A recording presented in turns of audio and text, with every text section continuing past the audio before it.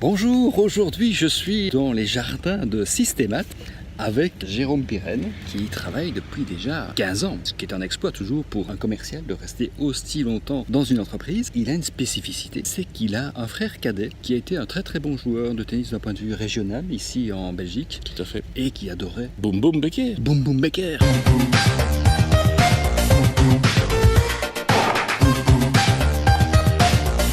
Tu peux me dire quelques mots soit de ton frère, soit de Boris Boum Boum? Comme Becker, mon frère avait la même allure, la même teinte de cheveux et le même style. C'était la même époque, il s'en est beaucoup inspiré, je pense. Et effectivement, boum boum, les services qui passaient comme des boulets de canon, des S. Oui. C'était assez neuf. Hein. C'était assez neuf et ça a marqué toute une génération. Et boum boum aussi physiquement. Hein. C'était un gars très large, très fort, très sûr de lui et qui en imposait. Et ton frère est aussi grand que...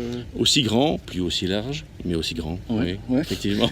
Boum boum aussi. Boum boum, oui. Bon, maintenant, ça fait quelques années, mais il reste sportif et ça l'a beaucoup inspiré. Dans le business, en fait, dans ta vie professionnelle, tu as remarqué comme ça des gens, parce que finalement ton frère a imité, je ne sais pas imité, mais en tout cas a été influencé par l'attitude de Boris Becker. Est-ce que tu as pu déjà remarquer ça d'un point de vue des équipes commerciales, s'il y a des gens qui... Clairement.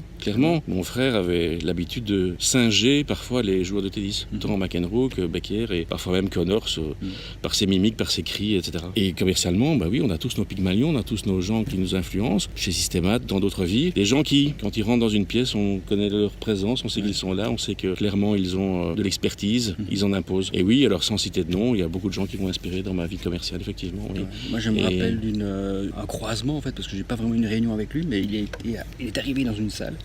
Et c'est John Goossens, l'ancien patron de, à l'époque ça s'appelait Proximus, Belgacom. Ouais. Et c'est vrai que ce mec, il n'y avait que lui quoi.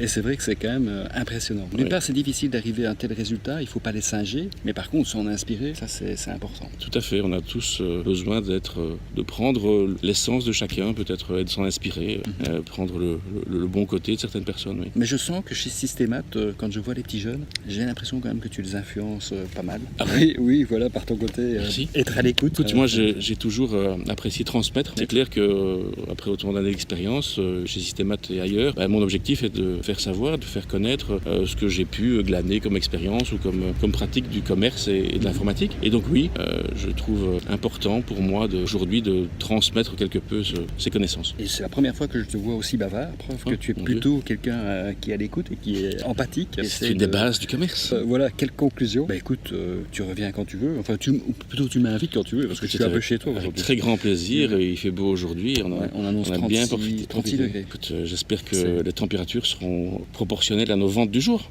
Oui, parfait, ça. Quelle belle conclusion. À très bientôt. Salut. Au revoir.